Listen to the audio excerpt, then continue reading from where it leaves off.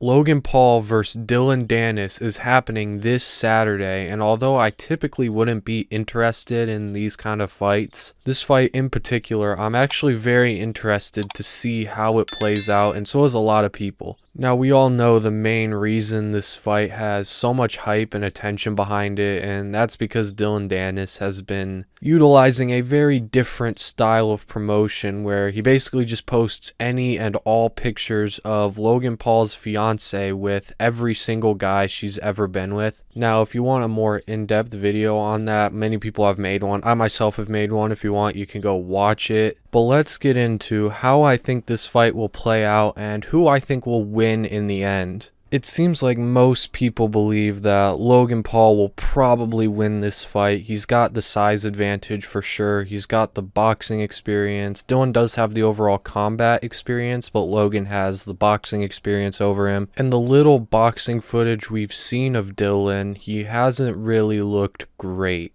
I'll throw some of it up on screen right now, but he's pretty slow, and a lot of what he throws are just arm punches. He doesn't really put his body or hips behind him, and a lot of times he sort of just slaps with his punches. He doesn't really turn over his shots too well. Now, this is in like 10 seconds of training footage, but it's what we have to work with because Dillon has never had a boxing fight, and he's only had 2 MMA fights that happened 4 years ago. And in those MMA fights, his striking looked pretty terrible, and we don't even have to talk about his striking. His boxing in those fights looked terrible. Now, he did eventually get those fights to the ground and use his jiu-jitsu and won those fights, but not without getting caught a couple of times. And that's another thing I've noticed just from the little bit of training footage we have, the sparring with Conor McGregor, is that his striking defense, more specifically his boxing defense, is not very good. He a lot of times keeps his chin straight up in the air. He drops his hands to his hips on the retraction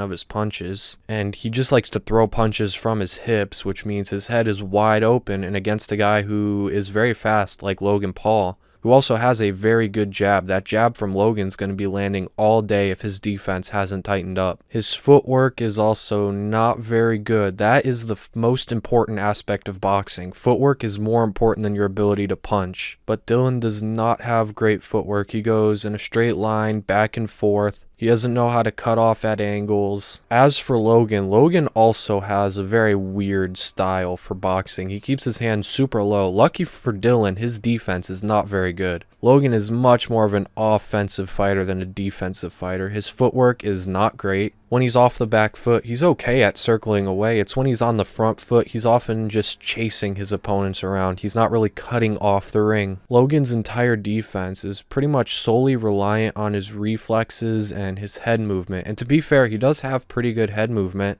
and actually pretty good instincts, especially for someone who's been boxing for as little time as he has. Now, Logan's offense is a whole lot better than his defense. Offensively, he's been pretty much a jab-only fighter, and that's his best punch. That jab Logan has is so fast and he's so long that it gives fighters a real problem that face him. He knows how to use it and stick at range, and he's pretty good at managing distance, which is going to give Dillon a ton of issues because of how low Dillon keeps his hands and how high he keeps his chin. Logan's going to be able to constantly hit him with his jab over and over again. And actually, what's the reach advantage here? Okay, so Logan has a 76-inch reach, Dillon has a 72-inch reach. So Logan has a 4-inch reach advantage, and as Dillon tries to move into range, Logan can time that right hand. He's got a good uppercut, he's got a okay right hand, he's got a really good left hook to the body. All of those techniques are going to be there as Dillon tries to get around that jab and come into range. And as Dillon comes into range, Logan can do his favorite thing, which is use the clinch. Against Floyd, against KSI, every single time someone came close to him, he would clinch up. And that's partly because of his wrestling background. And I see a lot of people, including Dillon, saying that Dillon is going to have an advantage in the clinch because he's the MMA fighter and the clinch is a part of MMA. I don't agree with that, mainly because Logan Paul is a lot bigger than Dillon Danis. On fight night, I bet Logan will walk into the ring somewhere around 210, 215. This fight is at 195, which I assume is right around Dillon's walk-around weight, whereas Logan Paul probably walks around at like 220. So on the surface, Logan Paul has every single advantage. He's bigger, he's faster, probably more powerful. He's got the boxing experience, but what could make this fight much more even is the mind games Dillon has played. As much as Logan likes to pretend that it hasn't gotten to him, it clearly has gotten to him, and how couldn't it? This is also the biggest fight Logan has ever been a part of. And the last time he was in a really hyped up, highly anticipated fight was against KSI. And despite having pretty much every single advantage, boxing skill, strength, size, athleticism, he lost that fight because the moment got to him. He was super nervous and super timid. He didn't throw his right hand at all.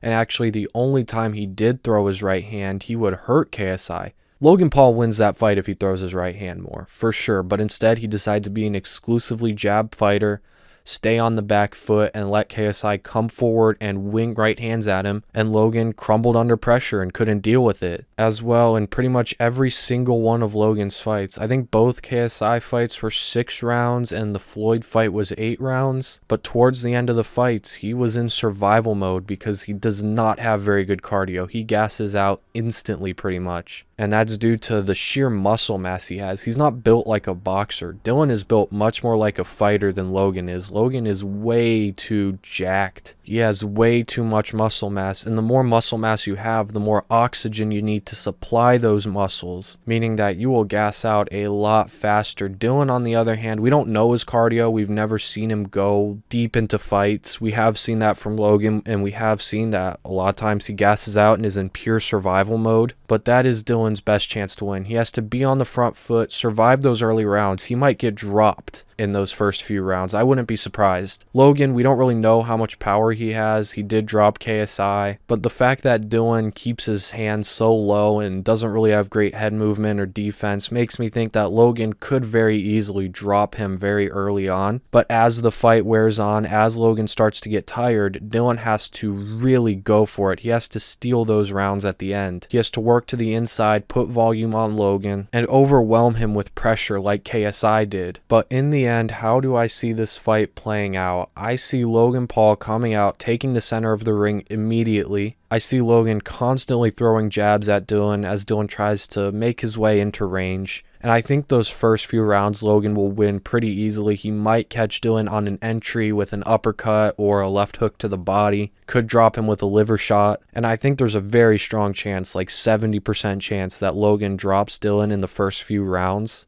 But then as the fight goes on, this fight is 8 rounds, which in my opinion does favor Dillon. Because of how big Logan is, he's going to get tired. We saw him get tired in 6 rounds against KSI. He was tired by the 4th. So if Logan gets tired again by the 4th and Dillon puts on the pressure, I could absolutely see Dillon winning. And that's what he has to do. As Logan starts to fade, he has to survive those early rounds and then really put it on Logan. Now, he most likely won't finish Logan. We don't know if Dillon has power, but from what we have seen, he doesn't really sit down on shots. So I wouldn't be confident with him knocking Logan out. What he has to do is he'd either have to get a standing TKO, which would also be hard, or he's going to have to win a decision. And to win a decision, he's going to have to win those later rounds, which I actually think he will. But in the end, who do I see winning? I definitely have to go with Logan Paul, and I'm going to go with him by a decision. He could knock Dillon out. I could see that. But I think most likely Dillon survives, probably wins a few of the later rounds, and loses a decision. I think Logan will just be too big. Anytime Dillon tries to work his way into range, I think Logan's going to catch him with that left hook to the body that I've been talking about, or a right uppercut upstairs. And then we'll clinch, and then they'll separate and get back to range, which Logan will just pound his face with jabs.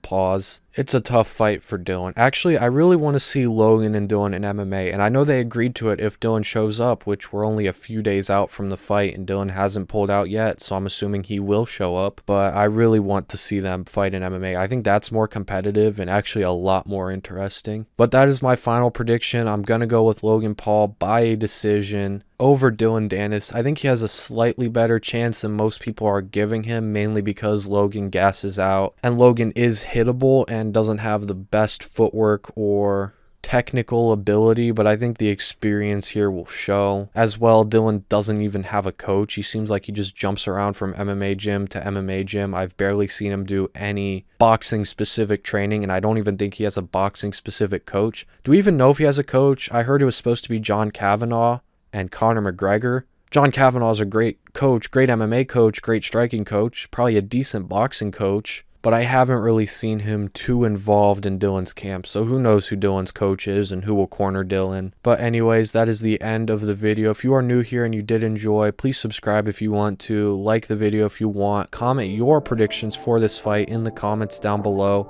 I'm very interested to see how you guys think this fight will play out. Follow my brand on Instagram, pardon.store. Follow myself on Twitter and Instagram. All links are in the description. zackbennett__. And I will see you guys in the next one. Stuck in a bad dream, Hollywood rich girl stuck in my backseat. And she wanna get at me, but the day's too short, can't let her distract me.